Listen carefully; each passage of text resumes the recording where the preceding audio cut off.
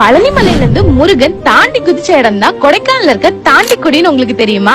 அகத்தியரோட சீடரான இடும்பன் கைலாயத்திலிருந்து சிவகிரி சக்திகிரின்னு 2 மலைகளை சுமந்து வந்திருக்காரு. அதுல ஒண்ணுதான் பழனிமலை, இன்னொன்னு இந்த கொடைக்கானல் மலை. குந்திருக்கும் இடமெல்லாம் குமரன் இருப்பார். அப்படி இடும்பன் கிட்ட முருகபெருமான் பழனியில இருந்து நான் இந்த மலைக்கு எப்படி வரதுன்னு கேட்டிருக்காரு. அதுக்கு இடும்பன் சுவாமிகள் தாண்டி குதின்னு சொல்லியிருக்காங்க. முருகர் தாண்டி குதிச்ச ஸ்தலம் தான் இது. தாண்டி குதிங்கிறது மருவி தாண்டிக்குடின்னு மாறிடுச்சு. இங்க பாலமுருகரோட பாதச்சுவடுகள் இருக்கு. முருகர் வர இடத்துல அவரோட வாகனங்களும் வந்தாகணும் இல்லையா? அதனால இந்த இடத்துல வேல், மயில், சேவல், நாகத்தோட படிவங்கள் இங்க இருக்க பாறைகள்ல இயற்கையாவே அமைஞ்சிருக்கு. இந்த கோயிலோட சிறப்பே மலை உச்சியில 1400 அடிக்கு மேல எல்லா காலங்கள்லயும் சுரக்கிற இந்த சுனைதான். இந்த சுனை நீரை முருகன் பாதங்கள்ல வச்சு வணங்கி குடிக்கிறவங்களுக்கு கர்ப்பப்பை பிரச்சனை நீங்கி குழந்தை பிறக்கும்னும் இன்னும் பல தீராத நோய்கள் தீருங்கிறது இந்த கோயிலோட ஐதீகம். நாங்க கிருத்திகை அன்னைக்கு போனதுனால முருகரை ராஜ அலங்காரத்துல பார்த்தோம். அது மட்டும் இல்லாம தேர் இழுக்கிற பாக்கியமும்